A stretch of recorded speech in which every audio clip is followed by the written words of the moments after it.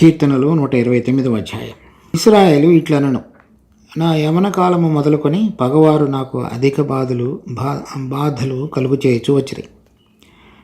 నా యవన కాలము మొదలుకొని నాకు అధిక బాధలు కలుగు చేయుచు వచ్చిరి. ఆయనను వారు నన్ను జయింపలేకపోయారు. దున్నువారు నా వీపు మీద దున్నిరి, వారు చాళ్లను పొడవుగా చేసిరి. యెహోవా న్యాయవంతుడు, భక్తిహీనులు కట్టిన త్రాళ్ళు ఆయన తెంపి ఉన్నాడు. సియోను పగవారందరూ సిగ్గుపడి వెనుకకు త్రిప్పబడుదురుగాక. వారు ఇంటి మీద పెరుగు గడ్డి వలె నుందురుగాక. ఎదుగక మునుపే అది వాడిపోవును. కోయివాడు తన గుప్పిలినైనను, పనలు కట్టువాడు తన ఒడినైనను దానితో నింపుకున్నాడు. దారిన పోవువారు యెహోవా ఆశీర్వాదము నీ మీద నుండునుగాక, యెహోవా నామమున మిమ్ము దీవించుచున్నాము అని అనక ఎందురు. ఈ కీర్తన యాత్రా కీర్తనలో 10వది. ఇక్కడ ఇశ్రాయేల్ వారు దేశంగా మొదలు అయినప్పటి నుంచి ఇప్పటి వరకు జరుగుతున్నటువంటి విషయాలన్నిటిలో కూడా ఏ విధంగా అనేక శ్రమలు ఇబ్బందులు లేకుండా వెళ్ళారో, చివరికి దేవుడు వారిని భూమి మీద, ఈ భూమి అంతటికి ఆశీర్వాద కారణంగా మార్చబోతున్నాడో ఈ చిన్న కీర్తనలో చక్కగా చెప్పబడింది. 1వ వచనంలో చూస్తే నా యవన కాలము మొదలుకొని, 2వ వచనంలో కూడా నా యవన కాలము మొదలుకొని పగవారు నాకు అధిక బాధలు కలుగు చేస్తూ, ఇది ఇశ్రాయేలు దేశాన్ని వ్యతిరేకిస్తూ ఉన్నటువంటి అనేక చుట్టూ ఉన్న దేశాల వారు ఏ విధంగా వారిని మొదటి నుంచి కూడా హింసిస్తూ వచ్చారో దాని గురించి చెప్పబడింది. దేవుడు అబ్రహామును మెసపెటోమియా దేశంలో ఉండగా దేవుడు మహిమ కలిగిన దేవుడు అతనికి ప్రత్యక్షమై ఏర్పరచుకొని అతని సంతానం ద్వారా భూలోకం అంతటికి ఆశీర్వాద కారణంగా మారుస్తాననేటువంటి వాగ్దానాన్ని అనుగ్రహించి అతన్ని అక్కడ నుంచి వెలుపలికి తీసుకొచ్చి కనాను దేశంలో పరదేశిగా ఉండేటట్లుగా చేశాడు.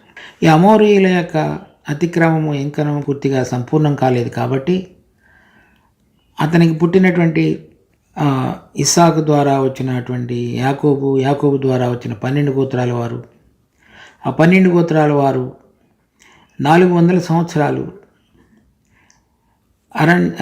ఐగుప్తు దేశంలో దాసులుగా ఉండిపోవాల్సి వచ్చింది. ఆ సందర్భంలో మోషేకు మిద్యాన అరణ్యంలో దేవుడు ప్రత్యక్షమై ఒక కాలిపోతున్నటువంటి పొదలో దేవుడు అతనికి ప్రత్యక్షమయ్యాడు. ఆ పొద కాలుతున్నది కానీ కాలిపోలేదు. అంటే ఈ 400 సంవత్సరాలు ఐగుప్తు యొక్క పరదేశులుగా దాసులుగా ఉన్న సమయంలో ఎటువంటి బాధను అనుభవిస్తూ వచ్చారో, అయినప్పటికీ వారు వాటన్నిటిని తట్టుకుని నిలబడగలిగిన విధంగా కాలిపోకుండా ఉన్న జనంగా ఉన్నారో చూస్తున్నాను. అంత మాత్రమే కాకుండా దేవుడుగా అబ్రహాముకి ఇచ్చిన వాగ్దానానికి గుర్తుగా కూడా ఈ దేశం అనేకమైనటువంటి ఇబ్బందులు శ్రమలు లేకుండా వెళ్ళినప్పటికీ కూడా అది కాలిపోదు, ఎల్లప్పుడూ నిలిచి ఉండేదిగా ఉన్నది అనే దానికి సూచనగా కూడా దేవుడు మోషేకు ప్రత్యక్షమై ఇశ్రాయేలు దేశాన్ని గురించినటువంటి అప్పటి పరిస్థితిని గురించేటువంటి ప్రత్యక్ష దర్శనం, రాబోయే దినాలలో ఆ దేశం ఏ విధంగా అనేకమైనటువంటి విషయాలు లేకుండా వెళ్ళి నిలబడుతుందో దాన్ని గురించిన దర్శనాన్ని కూడా మోషేకు దేవుడు అనుగ్రహించాడు. అలా అనుగ్రహించబడినటువంటి ఆ ప్రత్యక్షతలో మోషే వారికి నాయకుడిగా ఉండి ఐగుప్తు దేశం నుంచి దాసత్వంలో నుంచి వారికి విడుదల కలుగు చేసిన తర్వాత 40 సంవత్సరాలు అరణ్య యాత్ర లేకుండా ప్రయాణించి యోర్దానును దాటి కనాను దేశంలో ప్రవేశించారు. కనాను దేశంలో అప్పటి వరకు ఉన్నటువంటి కనానీయులు, అమోరీలు, హెత్తీయులు, హివ్వీలు, యెబూసీలు వీరందరినీ కూడా పారద్రోలి ఆ దేశాన్ని వారు ఆక్రమించుకోవలసిన విధంగా యెహోషువ ఆ ప్రక్రియను చాలా వరకు కొనసాగించాడు. అయితే మిగిలినటువంటి కొంతమంది అలాగే వారితో పాటుగా ఉండిపోయారు. తర్వాత సమయాలలో మెల్లమెల్లగా ఇశ్రాయేలీయుల యొక్క బలం అధికమవుతున్న కొలది వారందరూ కూడా బలహీనపరచబడ్డారు దేవుని చేత. ఇది జరిగిన తరువాత చుట్టూ ఉన్నటువంటి మోయాబీలు, ఏదోమీయులు, అమ్మోనీయులు, తర్వాత సమయాలలో ముఖ్యంగా న్యాయాధిపతులు గ్రంథంలో సమయాలలో కనానీయులు, వీళ్ళందరూ కూడా వారిని హింసిస్తూ వచ్చారు. అంటే ఒక దేశంగా వారందరూ వచ్చి కూడుకున్న తర్వాత, కనాను దేశాన్ని ఆక్రమించుకున్న తర్వాత, నా యవ్వన కాలం మొదలుకొని నా పగవారు ఈ చుట్టుపక్కల ఉన్నటువంటి వీరందరూ కూడా ఈ న్యాయాధిపతుల కాలంలో ఏ విధంగా వారి పక్షంగా వ్యవహరించారనేది మనం చూడగలుగుతాం. దాని తర్వాత సౌలు మొట్టమొదటిసారిగా రాజుగా చేయబడ్డాడు. ఆ 40 సంవత్సరాల కాలంలో సౌలును అమాలేకీయులతో యుద్ధం చేయమని చెప్పినప్పుడు ఆ యుద్ధంలో కొంతమందిని సౌలు విడిచిపెట్టాడు. వారు ఎల్లప్పుడూ కూడా యెహోవాకు శత్రువులు. ఎందుకంటే వారు మిగిలిన వారందరికంటే కూడా భిన్నమైనటువంటి శత్రుత్వాన్ని ఇశ్రాయేల్ పక్షంగా పెంచుకున్నవారు. ఈ అమాలేకీయులు అపవాది అయినటువంటి శత్రువు సాతానుకు గుర్తుగా ఉన్నటువంటి జనాంగం. ఎందుకంటే వాళ్ళు దేవుడికి వ్యతిరేకంగా లేచినటువంటి వాళ్ళు నిర్గమకాండం 17వ అధ్యాయంలో కూడా ఇశ్రాయేలీయులు ఐగుప్తులో నుంచి బయటికి రాగానే మొట్టమొదటిసారిగా ఎదుర్కొన్నటువంటి వారు ఆ సౌలు కాలంలో వారిని కొంతవరకు ఓడించాడు, కానీ ఇంకా కొంతమంది ఉండిపోయారు. దాని తర్వాత దావీదు కాలంలో వీరందరూ మోయాబీలు, ఏదోమీయులు, అమ్మోనీయులు వీళ్ళందరినీ కూడా జయించగలిగాడు. కానీ ఈ మొట్టమొదటిగా యొర్దాను నది దాటి ఈ దేశంగా ఏర్పడిన తర్వాత జరుగుతున్నటువంటి ఈ సంఘటనలన్నీ కూడా నా యవ్వన కాలము మొదలుకొని పగవారు నన్ను బాధించుతూ వచ్చి అని చెప్పబడినటువంటి దానికి ఈ చరిత్ర అంతా కూడా ఇమిడి ఉన్నది దాంట్లో. దాని తర్వాత చూసినట్లయితే 1936 నుంచి 42 వరకు జరిగినటువంటి రెండవ ప్రపంచ యుద్ధ కాలంలో యూదులు అనేటువంటి వారిని తర్వాత ప్రభు అయిన యేసుక్రీస్తు తర్వాత క్రీస్తు శకం 70వ సంవత్సరంలో తర్వాత రోమా సైన్యాధిపతి అయినటువంటి టైటస్ వెస్పానియన్ ఈ పట్టణాన్ని అంతటిని కూడా పడగొట్టి తర్వాత యూదులందరినీ కూడా చెదరగొట్టాడు. అలా చెదరగొట్టబడినటువంటి అనేక మంది యూదులు ఐరోపా ఖండంలో స్థిరవాసులైన తర్వాత 1936 నుంచి 42 వరకు జరిగినటువంటి ప్రపంచ యుద్ధ సమయంలో 60 లక్షల మంది యూదులు చనిపోయారు. తర్వాత 1947వ సంవత్సరంలో వీరందరూ కూడా ఒక రాజ్యంగా, దేశంగా ఏర్పరచబడటం అనేటువంటిది మనం చూస్తాం. ఇప్పుడు వారు ఒక దేశంగా కూడి ఉన్నారు. కానీ చుట్టూ ఉన్నటువంటి అనేక మంది పాత నిబంధన కాలంలో ఏ విధంగా అయితే వారు శత్రువులుగా ఉన్నారో ఇప్పుడు కూడా అనేక మంది వారు ఒక దేశంగా అక్కడ ఇమిడి ఉండటం అనేటువంటిది మింగుడుబడినటువంటి విషయం. ఈ విధంగా నా యవన కాలము మొదలుకొని నా పగవారు నన్ను బాధ పెట్టుచూ వచ్చితిరి అని చెప్పబడినటువంటి మాట వారు ఇశ్రాయేలు దేశంగా పుట్టినప్పటి నుంచి ఇప్పటి వరకు జరుగుతున్నటువంటి సంఘటనలన్నీ కూడా మనం చక్కగా ఈ దేవుని యొక్క వాక్యంలోనూ తర్వాత చరిత్ర పుటలలోనూ కూడా మనం చూడవచ్చు. తర్వాత 2వ వచనం ఆఖరిలో చెప్తున్నాడు, ఆయనను వారు నన్ను జయింపలేకపోయారు. వారు ఇశ్రాయేలు భూమి మీద ఉండకుండా నాశనం చేయాలని చూచారు, కానీ వారు ఎవరు కూడా ఈ దేశాన్ని జయించలేకపోయారు. ఎందుకనగా దేవుడు వారికి తోడుగా ఉండి వారిని నడిపించి భద్రపరుస్తూ వచ్చాడు. ఎందుకంటే దేవుడు ఇచ్చినటువంటి అబ్రహాముకి ఇచ్చిన వాగ్దానం, నీ సంతానము ద్వారా భూలోకంలోని జనములన్నీ ఆశీర్వదించబడును అనగా ప్రభు అయిన యేసుక్రీస్తు ద్వారా ఈ లోకంలో ఆయన ఆశీర్వాదాన్ని కలుగచేసి భూమి మీద ఉన్నటువంటి జనములన్నీ కూడా ఆయన ద్వారా ఆశీర్వదించబడాలనేటువంటిది దేవుని యొక్క ఉన్నతమైన ఉద్దేశం. అందువల్ల వారు ఈ దేశాన్ని పూర్తిగా నాశనం చేయలేకపోయారు, జయించలేకపోయారు. 3వ వచనం, దున్నువారు నా వీపు మీద దున్నిరి, వారు చాళ్లను పొడుగుగా చేసిరి. తర్వాత ఎటువంటి హింసలు కలుగజేశారంటే, ఒకడు పొలాన్ని దున్నినట్లుగా వాళ్ళు నా వీపు మీద దున్నారు.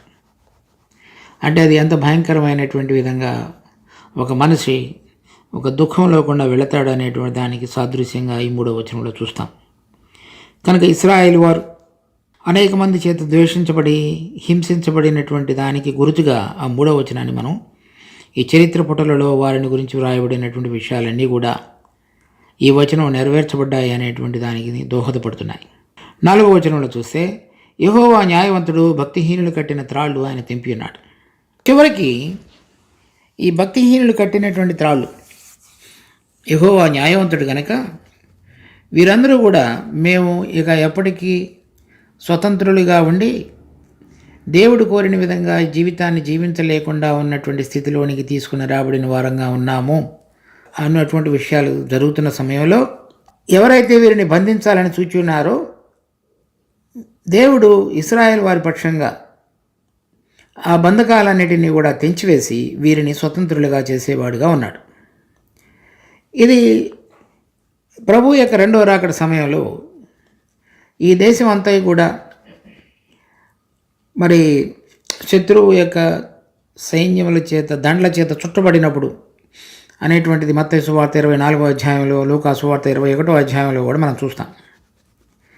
సో దేవుడు స్వయంగా దిగి వచ్చి వాళ్ళందరినీ కూడా ఓడించడం అనేటువంటిది ప్రకటన గ్రంథం 19వ అధ్యాయంలోనూ కూడా మనం 16వ అధ్యాయంలో వారందరూ కూడి రావడం, 19వ అధ్యాయంలో వారందరినీ దేవుడు ప్రభువు ఓడించడం అనేటువంటిది మనం చూస్తాం.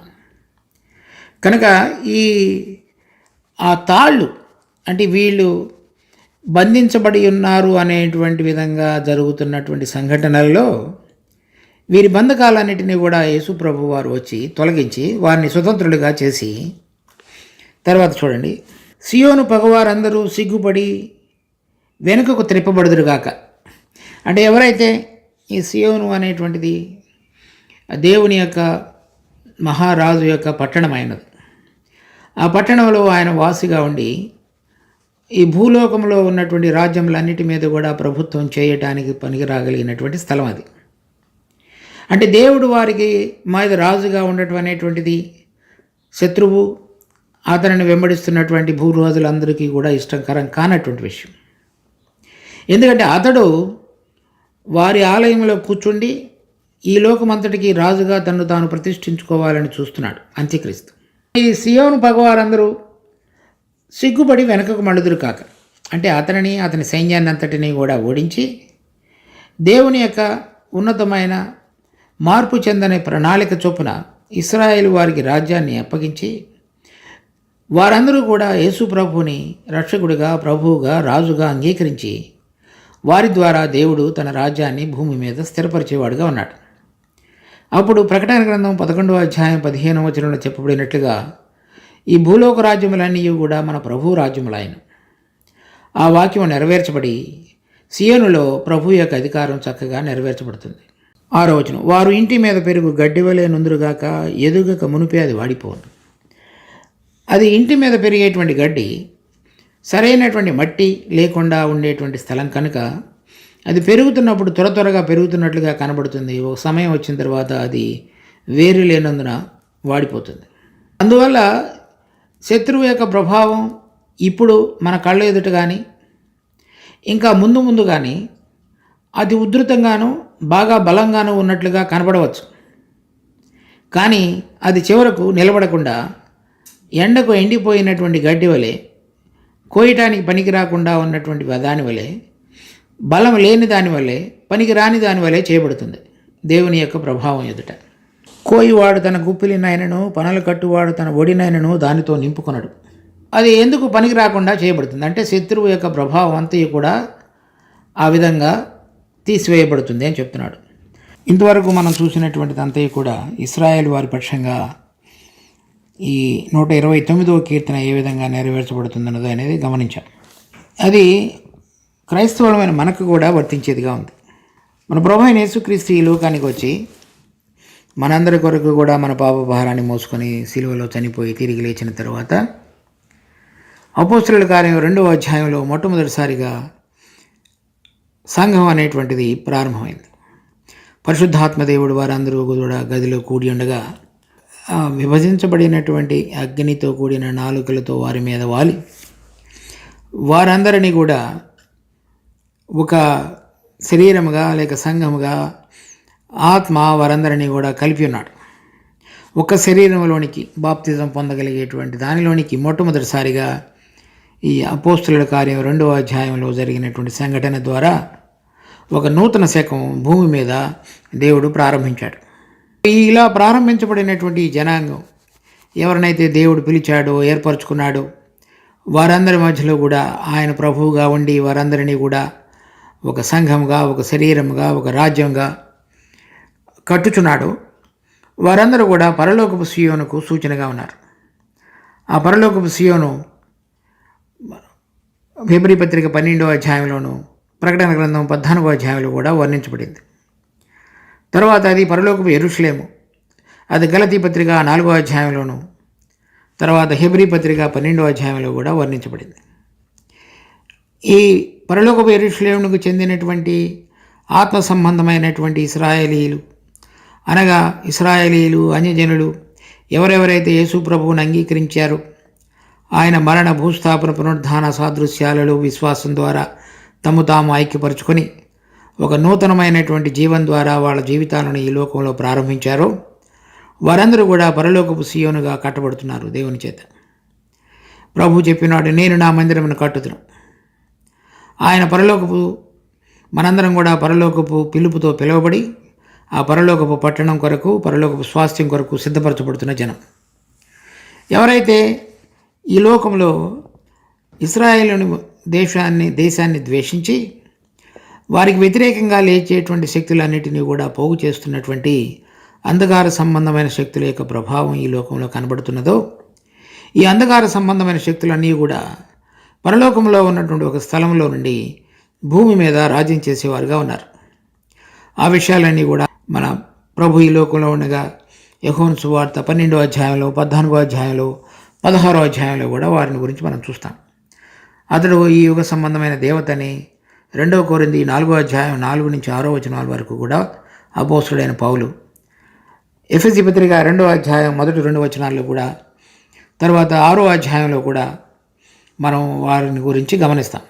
పరలోకంలో స్థలంలో ఉన్నటువంటి ఆ యుగ సంబంధమైనటువంటి దేవత లేక అపవాది రాబోయే దినాలలో అతడు అక్కడ నుంచి పడద్రోయబడి ఇక్కడ ఇప్పుడు దేవుని యొక్క ఆత్మచేత రాబోతున్నటువంటి పరలోకపు మహిమ కొరకు, స్వాస్థ్యం కొరకు సిద్ధపరచబడుతున్నారో వారిని తమ శత్రువులుగా ఎంచేవాడుగా ఉన్నాడు.